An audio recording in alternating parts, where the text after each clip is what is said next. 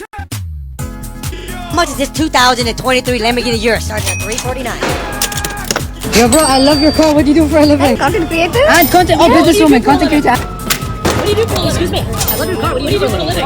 Social media. Social media.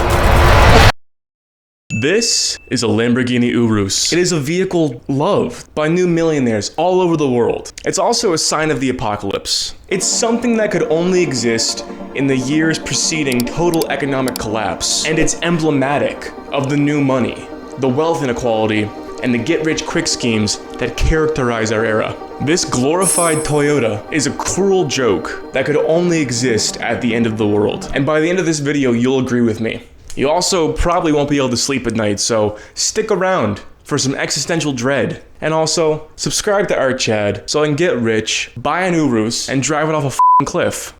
I have $700,000 in cash right there.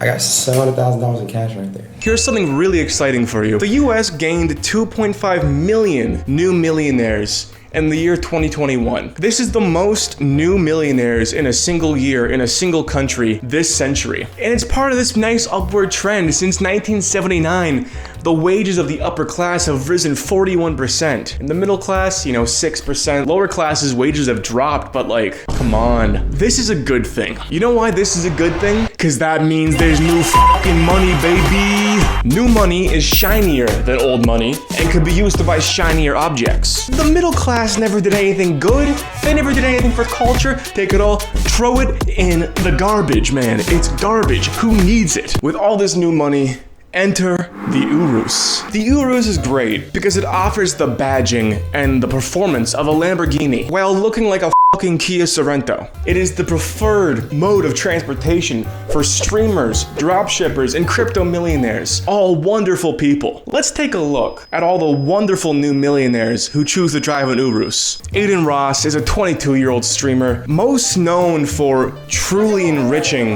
the cultural milieu with his thoughtful and deep content. Someone of this intellectual prowess deserves to drive a vehicle just as mighty. And baby, the whole fucking family, I love it, Aiden. What about Kai Cenat, the 21-year-old multi-millionaire streamer based in New York, recently famous for starting a revolution?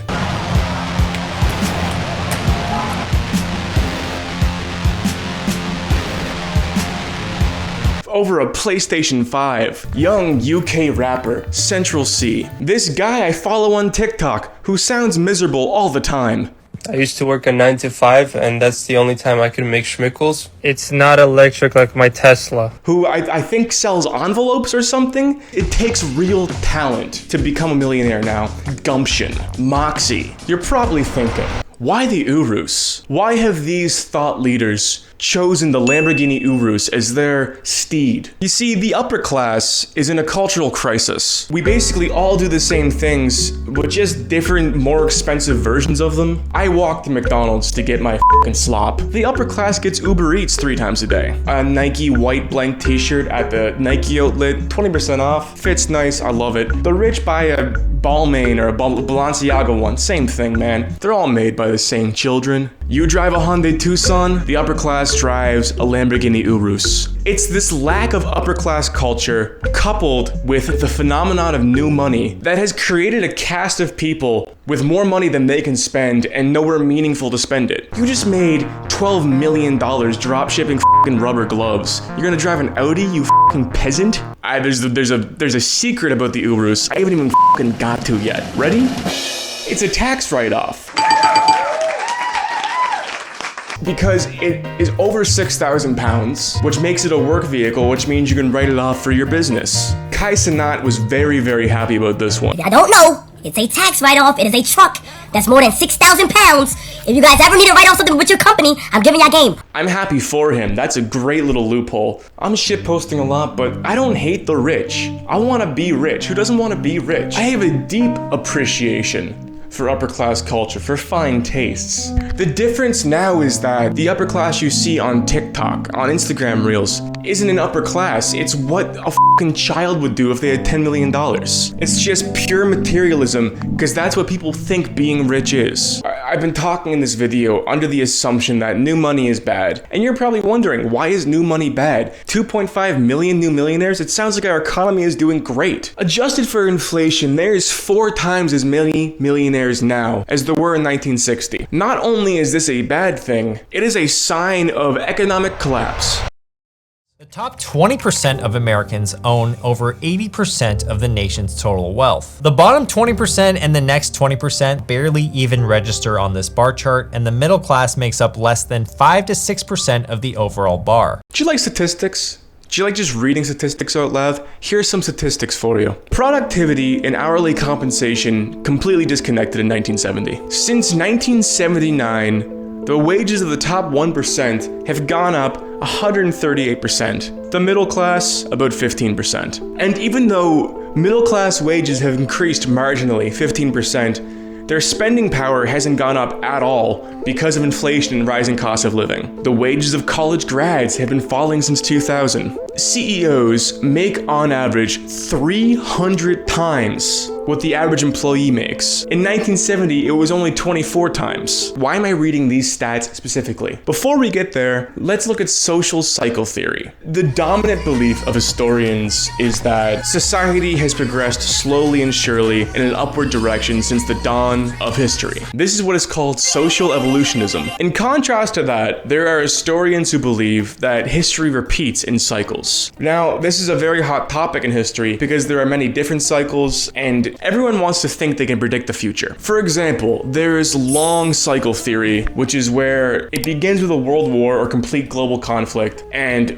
once the conflict is over, a dominant state or a dominant world leader emerges. This continues upwards until the cracks start to show, the leader's power is questioned, the leader's power falls, and the world falls back into global conflict. This happens over the course of 75 to 100 years. Oh, that's crazy. It's been 77 years since World War II. There's secular cycle theory, where a state or a country or a city has a long trajectory upwards. It reaches a tipping point where the land and the state can no longer support the population. This causes standards of living to deteriorate, famine, disease, civil war, internal conflict, until the state fully collapses. Once the state collapses, all the land and resources free up again, and the state begins to cycle over on an upward trajectory. This happens about every 250 to 300 years. Oh my god, that's crazy. It's been 246 years since 1776, since the beginning of the United States. That's really cool. There's fourth turning theory, where every 20 years a new generation takes over as the thought leaders, right? So you have like the boomers, you have Gen X, Gen Z, you have millennials. This happens 4 times until the 4th generation in the cycle, the 4th turn. The new culture is so fundamentally different from the first turn that there's internal conflict, and it's usually followed by a war and some really serious civil unrest or collapse of the state. This process takes about 80 years.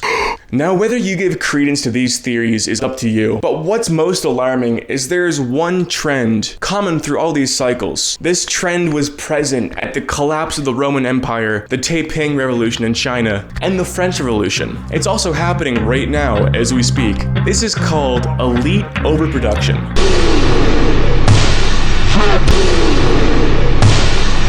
Elite overproduction is what happens when a society produces too many potential elites for the upper class to absorb, creating a surplus of people who feel they have been cheated by the system. Peter Turchin, one of the main proponents of this concept, likens it to dead wood building up in a forest and how that eventually becomes fuel for a forest fire. Elite overproduction also includes people who actually get to become elites. And the issue here is twofold. The first is that they drain resources from the lower class. That's obvious. But the second issue is that there's only so many positions for elites to occupy. There's only so many CEO positions or Senate seats. There can only be so many famous actors, famous authors, famous streamers. And now there's an exponentially rising amount of people who have the money and education to do those jobs. This tends to cause infighting amongst the elites, as well as elites trying to rally up lower classes in revolutions or big populist movements where they try to identify with the lower class and try to, really rile them up, get them passionate, try to force some change,